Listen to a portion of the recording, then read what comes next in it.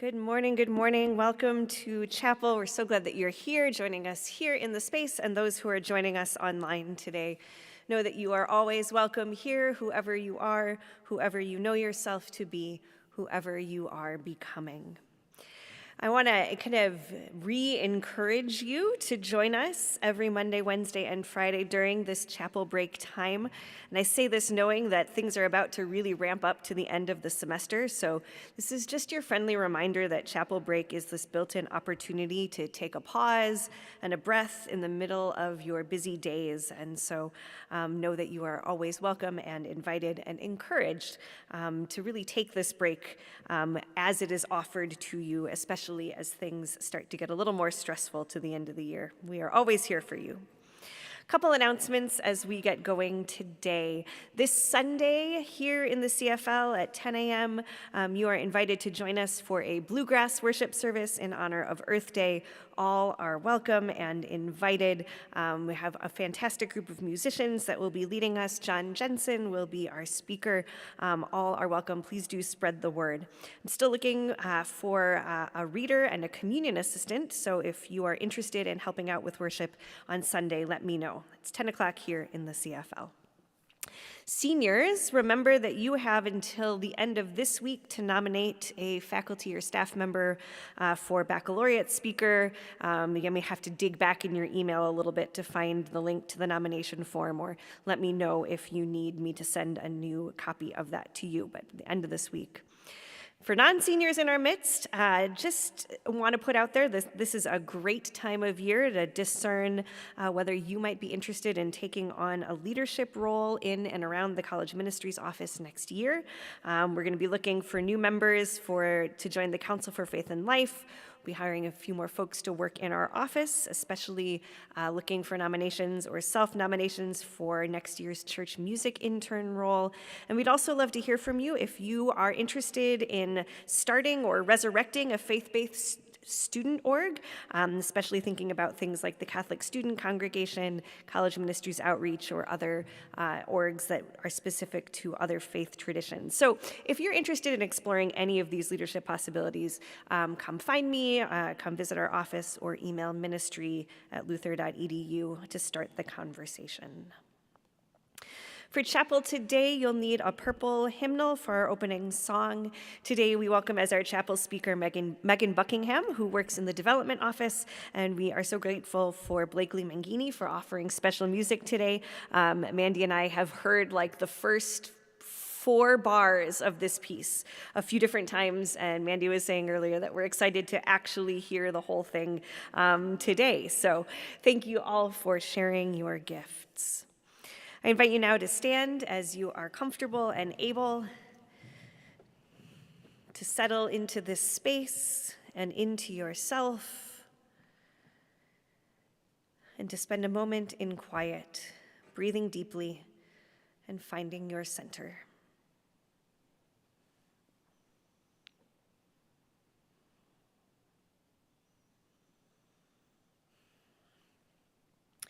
God of gods, with what shall we come before you? What shall we offer you in praise? What sacrifice of our lives do you ask? You have told us what is good and what you require: to do justice, to love mercy, to walk humbly. You have told us what is good and what you command: to love you with all our heart and all our soul and all our mind and all our strength, and to love our neighbor as ourselves. Let us worship the God who comforts us and strengthens us and trusts in us and abides with us. Let us worship the God who will ask much of us and who will be beside us every step of the way. Our opening hymn today is number 1062 in your purple hymnal, Build a Longer Table, number 1062.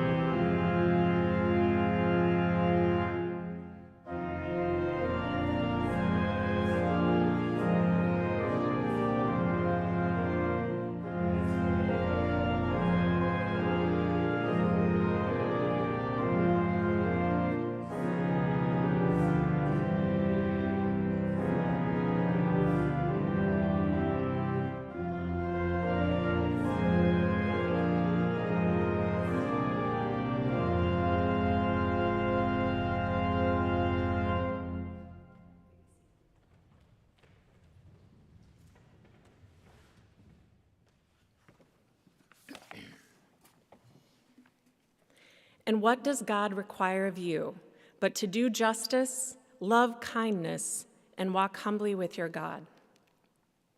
It's a reading from Micah chapter 6. Every morning, my spouse gets out of bed, pours a cup of coffee, and sits down to do the New York Times crossword puzzle. I'm impressed. I manage the getting out of bed and drinking coffee part, but then quickly move on to checking my email, rage reading the headlines, and managing the details of the day. The crossword isn't for me, but I do see the value in starting the day with something that isn't easy exactly, especially not Sundays, but comes with a set of clear, correct answers. There's enough ambiguity as the day goes on. Thank you. And that's true for all of us, isn't it? Students, I'm guessing that most of your grades aren't coming from exams made up entirely of multiple choice questions. Here at Luther, you can't get an A in history simply by regurgitating dates. I mean, from what I understand, you can't even ace chemistry by memorizing the periodic table. Instead, your professors ask complicated questions that require critical thinking and nuanced answers. To succeed at Luther, you have to demonstrate not only that you understand the material, but that you can also apply it to the real world. I wish I could tell you there's a light at the end of the tunnel, but unfortunately that real-life applications continues to be pretty difficult even after you graduate. Arguably, the date of the Battle of Hastings and the placement of the element fluoride matter less in my day-to-day life than they may have in college. But frankly, while those questions aren't easy for me to answer without Wikipedia, the answers themselves are fairly clear.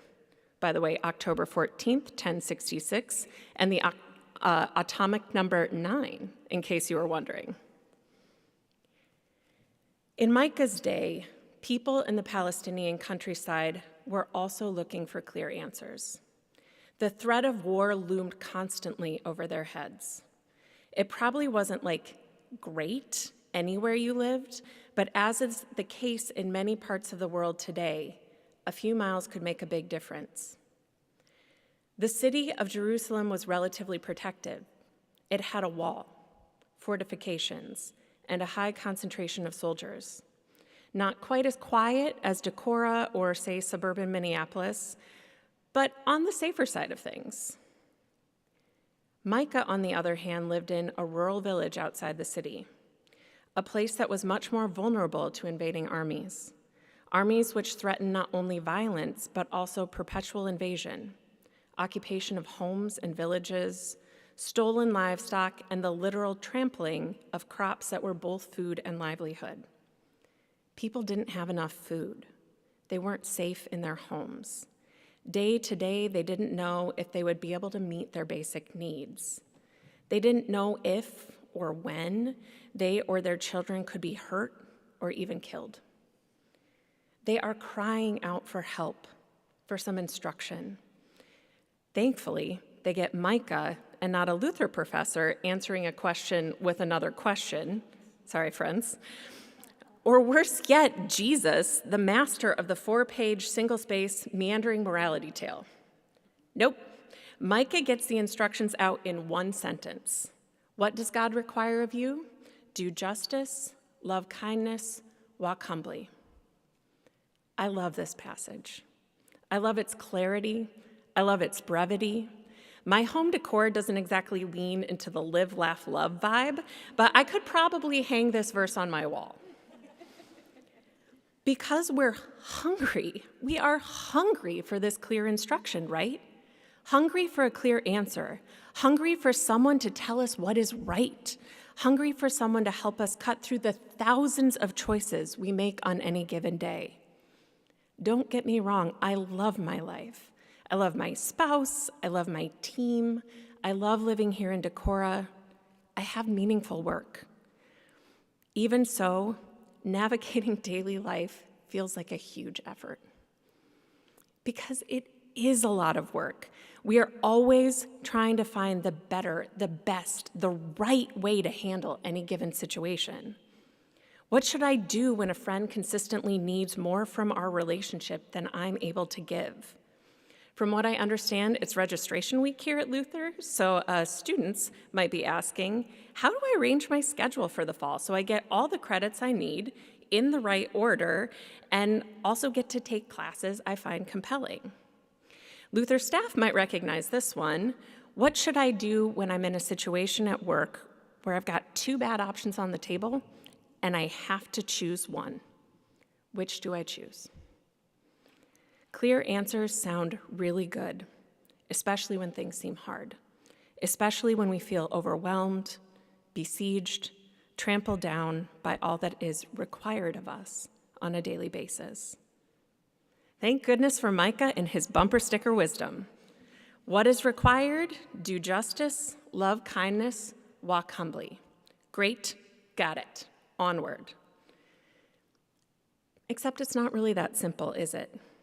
You know, the folks who are begging Micah for some clear answers, so actually those folks in this passage were mostly the wealthier landowners with property outside Jerusalem. And they were asking a pretty specific question, namely, what exactly can we do to avoid the trampling and the pillaging and the violence? And you guys, they have ideas. With what shall I come before the Lord, they ask. Shall I come before God with burnt offerings, with calves a year old? Okay.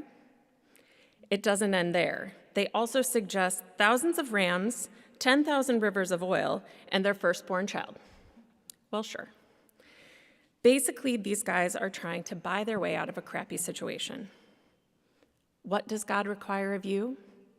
Not rams or rivers or children. As it turns out, Micah actually isn't letting these guys off easy. He's not letting us off easy.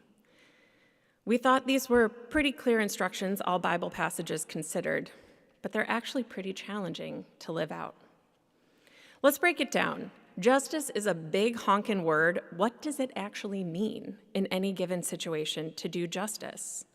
As much as I wish I could check the justice box by signing a petition, voting, or buying all fair trade clothes and organic produce, I'm increasingly convinced that justice is pretty thoroughly baked into all aspects of our lives. I'm also pretty sure I'm going to be wrestling with what it means to do justice until the day I die. Well, that's hopeful. Kindness feels somewhat easier, but even that has its nuances. Have you ever heard the phrase, clear is kind? Sometimes kindness is exactly the opposite of niceness. Okay, that one's not much better, but humility should be simple. Don't be egotistical or overly puffed up. Put others first, got it, done. Except that can't be right either, because we know it's as big a sin, as big a problem for our own lives, as big a loss for our communities when we are overly self-critical and self-denying. By the way, this has been a huge issue for women and marginalized communities throughout history, and it's part of the reason we have deeply entrenched inequities in, say, pay for various kinds of jobs that used to be women's work. For humility to be a virtue, it has to be in balance. It has to embrace both the worth of others as well as self-worth. The feminist ethicist Victoria Davion, in an essay I still come back to after reading it in my own long past college days, argues that most of the time people are misinterpreting the basic concept of integrity. Integrity, which is more or less being a good person, right? She frames the traditional concept of integrity as figuring out what's right and wrong and staying true to those values, no matter what the world throws at us. Consistency, figuring out what's right and doing it again and again without change. And then she says that's fundamentally missing the boat. Because as we grow, as we change, as we learn more about the world, our neighbors, and ourselves, our perception of reality also changes. Right now, today, we only know what we know right now. Our understanding of what is right and wrong is limited by our own experience. Davian argues that real integrity, truly doing what is good, depends not on our staying consistent, but rather on actively adapting our notions of what is good, right, and I'll add here just, kind, and humble, to new experiences in the world. Doing good, doing justice requires us to actively learn more about the world, to intentionally broaden our understanding, to repeatedly, ongoingly seek out ideas, perspectives, and experiences that fundamentally unhinge our perception of what's real and what's right. Doing justice, having integrity, loving kindness, walking humbly. Those aren't just things we do every day. They're things we learn every day. Micah isn't letting those landowners or us off easy. No quick and clean animal sacrifice, no rams, oil rivers, or firstborn children. No only one word fits answer to the crossword. But he's giving us something better. A gift that's very much in keeping with what your professors intend when they come up with those hard to answer, and to be fair, hard to grade, essay and exam questions. A gift that's in keeping with the reason we're all here at Luther College. He's helping us to learn to ask the hard questions and to let go of the desire for easy, although possibly RAM-intensive, answers. He's helping us to learn to approach the world with curiosity, to approach each challenge as an opportunity to learn more, to live purposefully into the murkiness of our day-to-day lives. And what does God require of you? But to do justice, love kindness, and walk humbly with your God. Thanks be to God.